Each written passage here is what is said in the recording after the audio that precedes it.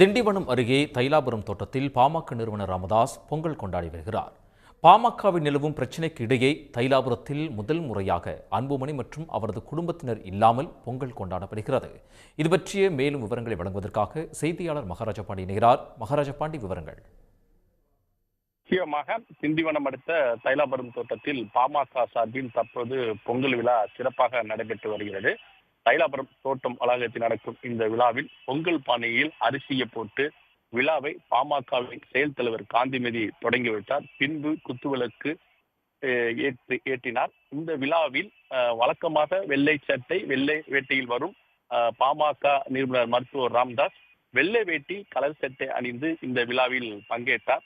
அப்போது பொங்கல் பானை பொங்கியவுடன் பொங்கலோ பொங்கல் பொங்கலோ பொங்கல் என்று கோஷம் எழுப்பி பாமக வழிபட்டனர். வழக்கமாக தைலாபுரம் தோட்டத்தில் பாமக சார்பில் மருத்துவர் ராமதாஸ் தலைமையில் நடக்கும் பொங்கல் விழாவில் அன்புமணி மற்றும் அவரது குடும்பத்தினர் வருடந்தோறும் தவறாமல் பங்கேற்பது வழக்கம். மேலும் பொங்கல் விழாவில் நடத்தப்படும் விளையாட்டு நிகழ்ச்சியிலும் அவர்கள் பங்கேற்பார்கள். தற்போது பாமகவின் உள்கட்சி மோதல் உச்சக்கட்டத்தை அடைந்திருப்பதால் இன்று நடக்கும் பொங்கல் விழாவில் அன்புமணி மற்றும் அவரது குடும்பத்தினர் பங்கேற்கவில்லை.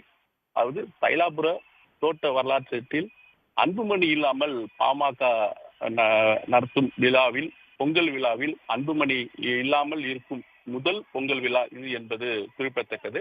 பொங்கல் வைக்க இடத்தில் தற்போது பொங்கல் விழா நடைபெற்று வரும் இடத்தின் அருகிலே ஐயாதான் பாமகவின் ஆலமரம் என்று குறிக்கும் வகையில் செயற்கை ஆலமரத்தை அமைத்து அதன் அருகே பாமக நிறுவனர் ராமதாஸ் புகைப்படம் எடுத்துக்கொண்டார்.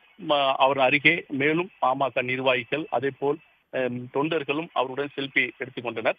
தற்போது பொங்கல் விழா முடிந்து வளாகத்தில் கலை நிகழ்ச்சிகள் நடைபெற்று வருகிறது. இந்த நிகழ்ச்சியை பாமக நிறுவனர் ராமதாஸ், அவரது மனைவி சரஸ்வதி, செயல் தலைவர் காந்திமதி, கௌரவ தலைவர் ஜி.கே. மணி, பன்னீர் சங்க தலைவர் அருள்மொழி, சேலம் எம்எல்ஏ அருள் மற்றும் முகுந்தன் உட்பட ஏராளமான நிர்வாகிகள் தொண்டர்கள் இந்த நிகழ்ச்சியை பார்த்து ரசித்து வருகின்றனர்.